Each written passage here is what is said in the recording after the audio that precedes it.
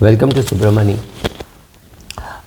So much has changed in many of the things that we do, right? Whether it is grabbing water from a fridge, it was unheard of till say 1915 in the US, and I think till the 1990s it was not so common in our houses. That's not very far away. That you're talking of just about 100 years back, maybe 120 years back, right? Or taking a flight to go anywhere. This is not more than say 20 years back. Say 30 years back, you wouldn't have taken a private plane to go unless in case of an absolute emergency. You just couldn't get tickets, somebody has died, or only in such circumstances. Today everybody takes a flight because of whatever reasons, right? This is not so much with technology, this is more to do with pricing. Not very long back you paid for your telephone depending on the time or how much time you spoke and the distance. So a Bombay New York call was far more expensive than a Mumbai Chennai call or a Nariman Point to Parel call, right? There was a local call, there was a domestic within the country call and an international call. They were priced very differently, and it used to cost a bomb to talk internationally. Airfares used to be high, telecommunication costs used to be high, right? So all those costs were very high, but things have changed. And when things change, you can see that change only at a later date. Initially, you can't even imagine that telephone prices would come down so much, and since telephone communication costs will come down so much.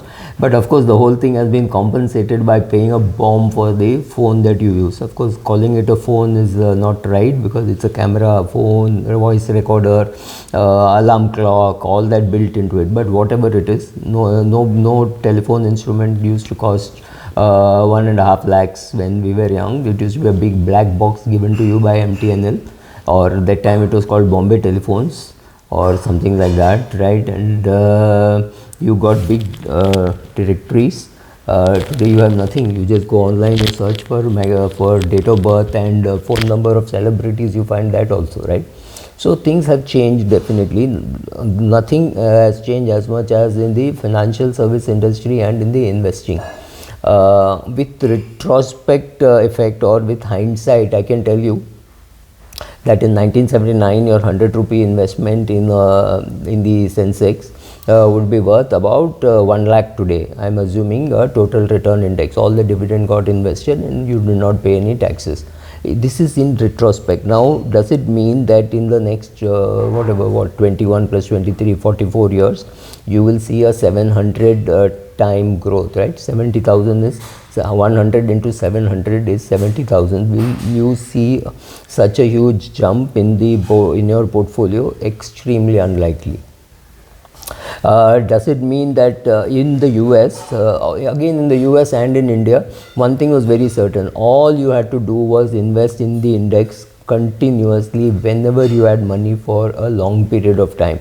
So whether you invested in 79, 81, 82, 91, 93, I skipped 92 because 92 would have been very traumatic investing. But if you had done a systematic investment plan, right from 1979 till today, with increasing the amount by 5 rupees or 5%, so 100 would have become 105, would have become maybe 111, 121, kept on increasing it by 5, 6, 7%, and you had just stayed on in the market, you would have made a lot of money.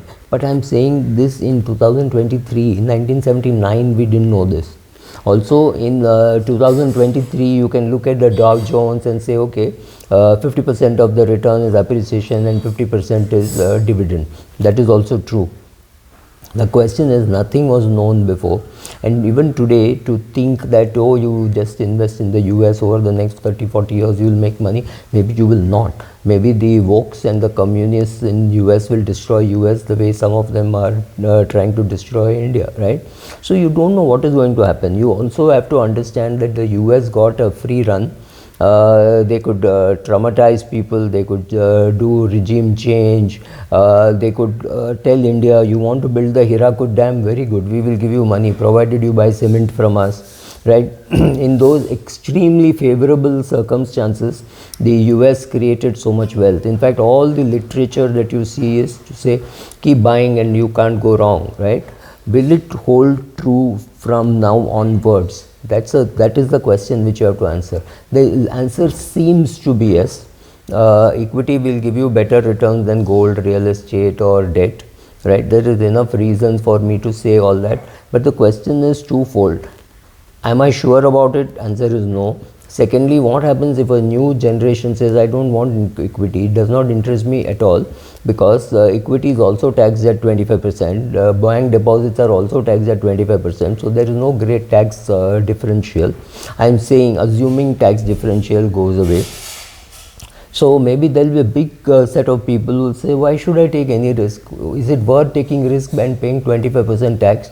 So will that happen? I don't know, but remember, a lot of these changes which happened, we have no clue that it would have happened. So can I say, look at the index, look at it from 1979 till 2023, or look at something like the Dow Jones, which you could get data which is much longer, maybe from 1871 to 2015 or 2023. It's a straight line going up. Obviously there will be some dips and going, there will be 5-year periods, 7-year periods when it has underperformed the debt market.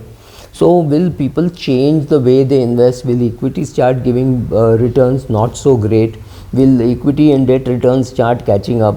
Right? So if you see from 1980 to 2020, 21, maybe even 22, interest rates in the US kept coming down like this, which means your debt portfolio went up like this. Now will the debt portfolio start coming down if interest rates start getting reduced again? Chances are yes. Chances are the portfolio value will go up, but what happens if the interest rates remains here for a longer period of time?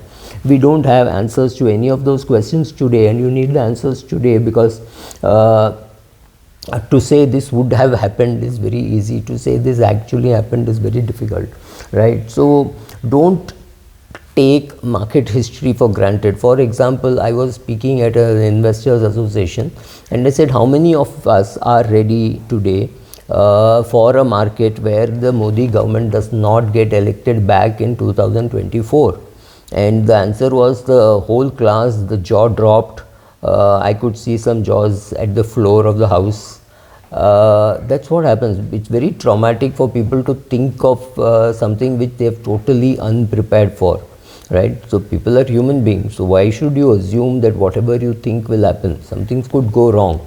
We are very unlikely to be prepared for such kind of stuff.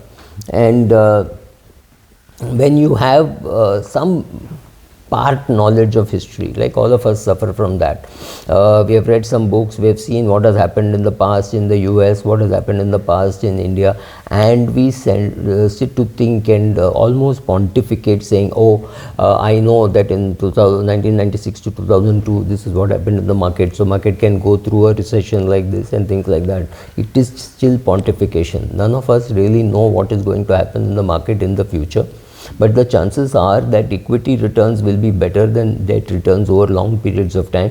You could still have a 10-year period when your debt funds outperform equity funds.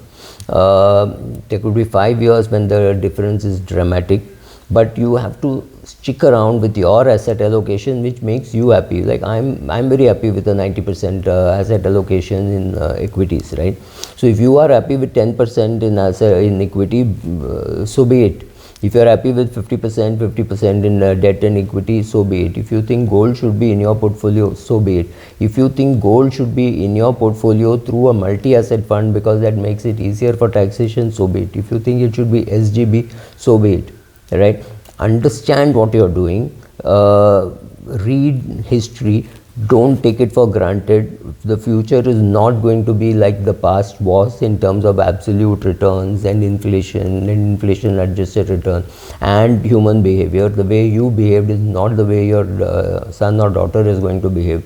Let's say you didn't have much capital when you started, but you're seeing your son start with a 20 crores that you are going to bequeath, and he's also earning money. He's likely to turn around and say, look dad, if equity and tax and debt are taxed the same way, why don't I just put this money in a gilt fund and withdraw an X amount every year and pay the tax?